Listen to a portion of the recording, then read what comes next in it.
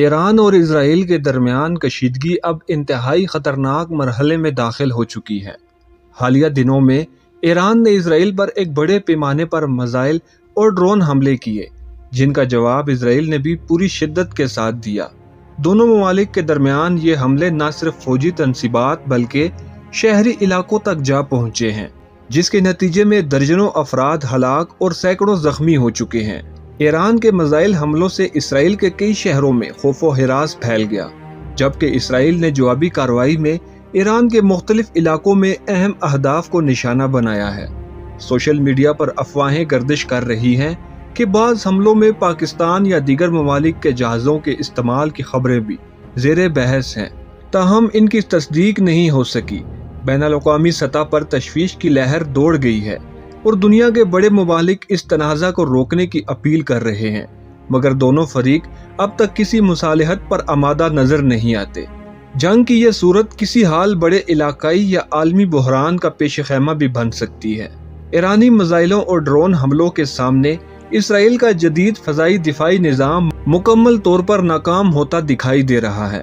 اسرائیلی media کے مطابق ایران کی جانب سے داغے گئے بیلسٹک میزائل اور ڈرونز کی بھرمار نے اسرائیل کے آئرن ڈوم سمیت دیگر دفاعی نظام کو بری طرح متاثر کیا ہے۔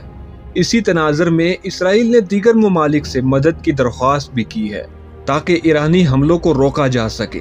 برطانیہ نے فوری طور پر دفاعی معاونت فراہم کرنے کی حامی بھر لی ہے، جبکہ فرانس اس معاملے میں تذبذب کا شکار ہے اور کسی واضح پوزیشن میں نظر نہیں آ رہا۔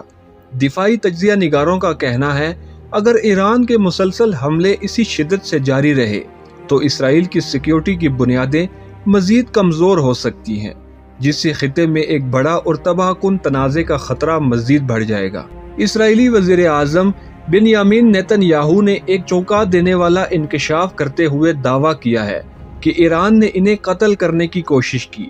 ان کے بقول ایران کی جانب سے داغا گیا ایک میزائل ان کے ذاتی بیڈ روم کی کھڑکی کے قریب آ کر گرا، تاہم خوش قسمتی سے وہ نشانہ خطا کر گیا اور ایک بڑے سانے سے بچاؤ ہو گیا۔ نیتن یاہو نے اس واقعے کو براہ راست ایرانی قیادت کی قتل کی سازش قرار دے دیا۔ اس کے ساتھ ہی انہوں نے سابق ایرانی جنرل قاسم سلیمانی کی ہلاکت کا بھی حوالہ دیا، جسے امریکی صدر ڈونلڈ ٹرمپ کے حکم پر بغداد میں ایک ڈرون حملے میں ہلاک کیا گیا تھا۔ نیتن یاہو کا کہنا ہے کہ سلیمانی کی ہلاکت کے بعد ایران مسلسل انتقامی عزائم رکھتا ہے اور حالیہ حملے اسی سلسلے کی ایک کڑی ہیں۔ یہ بیان نہ صرف کشیدگی کو مزید ہوا دے سکتا ہے بلکہ عالمی سطح پر بھی ایک نئی بحث کو جنم دے رہا ہے کہ آیا ایران واقعی اسرائیلی قیادت کو براہ راست نشانہ بنانے کی منصوبہ بندی کر چکا ہے۔ اسرائیل کے معروف عبرانی ذرائع ابلاغ نے ایک حیران کن انکشاف کرتے ہوئے دعویٰ کیا ہے کہ پاکستان کی جانب سے ایران کو 750 بیلسٹک میزائل بھیجے جانے کی نقل و حرکت کی نگرانی کی گئی ہے۔ اس رپورٹ میں کہا گیا ہے کہ اسرائیلی انٹیلیجنس ایجنسیوں نے مخصوص سیٹلائٹ اور ریڈار سسٹمز کے ذریعے اس مبینہ ترسیل کا سراغ لگایا ہے، تاہم اس دعوے کی نہ تو ایران اور نہ ہی پاکستان کی جانب سے تاحال کوئی تصدیق یا تردید سامنے آئی ہے۔ بعض ماہرین اس رپورٹ کو پروپیگنڈا یا نفسیاتی دباؤ کا حربہ بھی قرار دے رہے ہیں، جس کا مقصد عالمی رائے عامہ کو پاکستان کے خلاف متحرک کرنا ہو سکتا ہے۔ اگر یہ دعویٰ درست ثابت ہوتا ہے تو یہ خطے میں ایک نئی سفارتی اور عسکری ہلچل کا پیش خیمہ بھی بن سکتا ہے، کیونکہ پاکستان اور ایران کے درمیان اس نوعیت کا عسکری تعاون ماضی میں کبھی کھل کر سامنے نہیں آیا۔ عالمی مصبرین اور تجزیہ نگار اس بات پر نظر رکھے ہوئے ہیں کہ آیا یہ محض میڈیا کا دعویٰ ہے یا آنے والے دنوں میں اس حوالے سے مزید شواہد یا بیانات سامنے آئیں گے۔ اور دوسری طرف تازہ ترین اطلاعات کے مطابق ایران نے اسرائیل کے ساتھ سیز فائر جنگ بندی کے کسی بھی امکان کو فی الحال مسترد کر دیا ہے۔ ایرانی وزیر خارجہ اور پاسداران انقلاب کے قریبی ذرائع نے واضح کیا ہے کہ جب تک اسرائیل فلسطینی علاقوں بالخصوص غزہ پر مظالم بند نہیں کرتا اور علاقائی جارحیت سے باز نہیں آتا، تب تک مذاکرات کا کوئی سوال پیدا ہی نہیں ہوتا۔ ایرانی حکام کا کہنا ہے کہ موجودہ کشیدگی صرف دفاعی رد عمل ہے اور ایران کسی بھی طرح دباؤ یا ثالثی کی بنیاد پر اپنی پوزیشن ترک نہیں کرے گا۔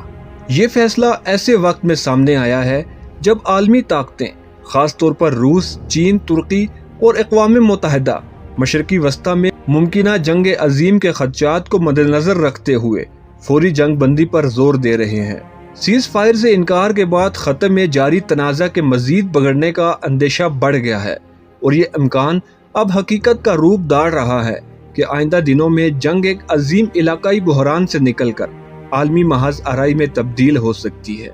ईरानी खुफिया इदारों ने एक बड़ी कार्रवाई के दौरान ईरान के अंदर मौजूद एक खुफिया ड्रोन फैक्ट्री का सुराग लगाकर इसे बंद कर दिया है, जिसे मुबैना तौर पर इसराइली इंटेलिजेंस चला रहे थे।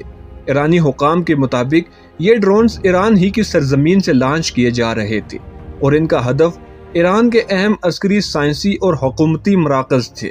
तहकीकात में इंकशाफ हुआ है कि ये फैक्ट्री इंतहाई जदीद टेक्नोलॉजी से लैस थी और इसमें तैयार किए जाने वाले ड्रोन्स मसनूई जहानत और खुदकार हमला और सिस्टम्स से आरास्ता थे।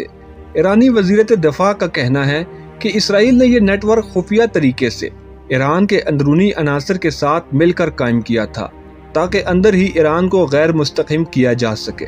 ईरान ने बाज़ मुश्तबा अफराद को गिरफ्तार कर लिया है जिन पर गद्दारी और सेहोनी एजेंसियों से राब्ते के संगीन इल्ज़ामात आयद किए जा रहे हैं। इस इंकशाफ ने ईरान के अंदर सिक्योरिटी की सूरत हाल को मजीद हसास बना दिया है, जबकि बैनुल-अक़वामी सतह पर इस वाक़े को जासूसी और प्राक्सी जंग का खतरनाक तसलसल करार दिया जा रहा है। ये पेशरफ्त ईरान और इसराइल के दरमियान जारी कशीदगी में एक नया खतरनाक मोड़ साबित हो सकती है। ईरानी वज़ीरत दाखिला और खुफिया इदारों ने एक हंगामी अलर्ट जारी करते हुए शहरियों को खबरदार किया है कि किसी भी अजनबी फ़र्द को ख़ास तौर पर होटल या निजी रिहाइश किराए पर न दिया जाए। एलामिये में कहा गया है कि ईरान के अंदर भारतीय इंटेलिजेंस सरगर्म हो चुके हैं, जो खुद को सियाह या ताजर जाहिर करके ईरान में दाखिल हो रहे हैं और फिर अंदरूनी मुल्क धोखादही, जासूसी और तखरीबी कार्रवाइयों में मुलविस पाए जा रहे हैं। हकाम के मुताबिक ये अफराद जाली दस्तावेज़ात, जाली शनाख्ती कार्ड और सिफारती तहफ़्फ़ुज़ के नाम पर ईरानी शहरियों का एतमाद हासिल करते हैं और बादशा हसास इलाकों की मालूमात या दाखिली सूरत हाल दुश्मन ममालिक तक पहुँचाते हैं। हालिया दिनों में मुख्तलिफ शहरों से कई ऐसे मुश्तबा अफराद को गिरफ्तार किया गया है जो कि भारतीय इंटेलिजेंस नेटवर्क से मुंसलिक थे। ईरान और इसराइल के दरमियान कशीदगी खतरनाक रुख इख्तियार कर चुकी है, जिसके बायस खिते में एक वसी जंग के बादल मंडला रहे हैं। ईरान का सीज फायर मुज़ाकरात से इनकार, इसराइली हमलों का तसलसल और अंदरूने ईरान भारतीय व इसराइली इंटेलिजेंस की सरगर्मियाँ हालात को मजीद बिगाड़ रही हैं। इन वाक़यात के बाद जासूसी, तखरीबकारी और प्राकसी जंगों में शिद्दत का खदशा है, जबकि आलमी ताकतें किसी भी वक्त इस तनाज़ा में बराह रास्त कूद सकती हैं, जिससे ये जंग बैनुल-अक़वामी सतह पर फैल सकती है। माशी तौर पर दुनिया तेल की कीमतों और महंगाई के नए बहरान की तरफ जा सकती है और सोशल मीडिया पर झूठी खबरों और प्रोपेगेंडा की यलगार अवामी राय को मजीद तकसीम करेगी। अमन की राह अब सिर्फ आलमी सतह की मुदाखलत से मुमकिन है, मगर फ़िलहाल हालात तेज़ी से तबाहकुन जानिब बढ़ रहे हैं।